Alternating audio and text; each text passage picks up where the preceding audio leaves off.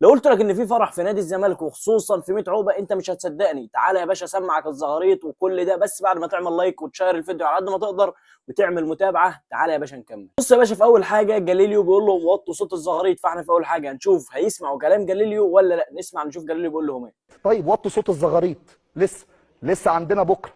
هنا جاليليو بيقول لهم وطوا صوت الزغاريط. هنشوف جاليليو هيمشي كلامه عليهم ولا النساوين هم اللي هيمشوا كلامهم على جاليليو. نادي الزمالك زغرات يا زغرات. الف مبروك لجمهور الزمالك العظيم. والله بجد. ايوه زي ما انت شفت كده جاليليو ما عرفش يمشي كلامه عليهم، وصوت الزغاريط حرفيا كان جايب مصر كلها، ومصر كلها سمعت صوت الزغاريط. لكن في الاخر جاليليو اتعصب. تعال نشوف جاليليو بيقول لهم ايه تاني. نفسي اطلع اتفرج والله، بس لينا مواعيد هوا.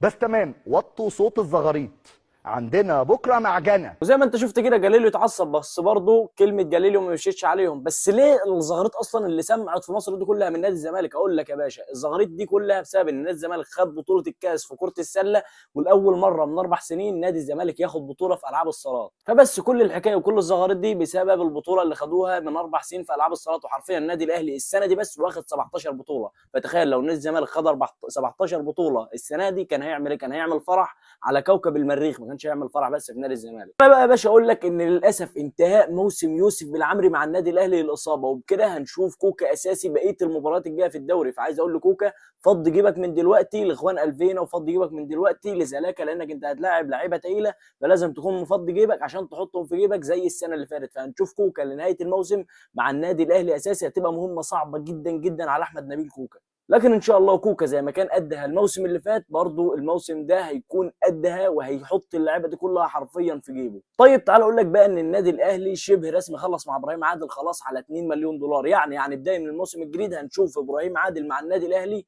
ب 2 مليون دولار. طبعا هو مبلغ كبير، لكن مش كبير على لاعب هيكون مصري زي ابراهيم عادل ونفس مواصفات ابراهيم عادل، ومش هيكون لاعب اجنبي. لا ده انت لو مشيت اشرف بن شرقي وجبت ابراهيم عادل وجبت مكان اشرف بن شرقي مدافع اجنبي مميز، فانت كده حليت ازمه كبيره جدا جدا بخصوص ابراهيم عادل. ابراهيم عادل لو جه النادي الاهلي هيحل ازمه كبيره جدا جدا، وفي نفس الوقت اللاعب بيلعب جناح شمال وفي نفس الوقت بيلعب خط وسط مهاجم، فلاعب هيفيد النادي الاهلي، هيفيد النادي الاهلي وبرضه هيفيد النادي الاهلي على المدى البعيد. انا عايز اقول لاي حد بيتكلم ان عقوبه محمد الشناوي اتخفضت من 4 مباريات لمباراتين، عايز اقول لك ان انت كان عندك مدرب اسمه جوزيه جوميز، زق الحكم وضرب الحكم، وفي الاخر ما تعاقبش اصلا، ما تعاقبش. انت متخيل بعد ما مشي؟ يعني قعد 4 شهور في نادي الزمالك وبعد ما مشي برضه ما تعاقبش. بص يا باشا باختصار كده، عوده العلاقات بين النادي الاهلي ونادي الزمالك مره اخرى. تقول لي ازاي؟ هقول لك، تعالى اقول لك. رجل الاعمال ياسين منصور ورجل الاعمال ممدوح عباس، دول 2 رجال اعمال مالناش دعوه بيهم، لكن الاثنين دول يبقى ممدوح عباس يبقى هو الرئيس الشرفي لنادي الزمالك، وياسين منصور يبقى نائب رئيس النادي الاهلي.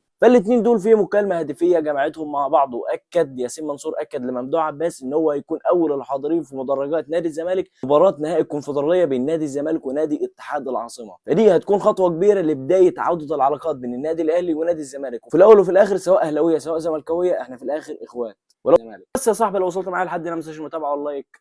سلام.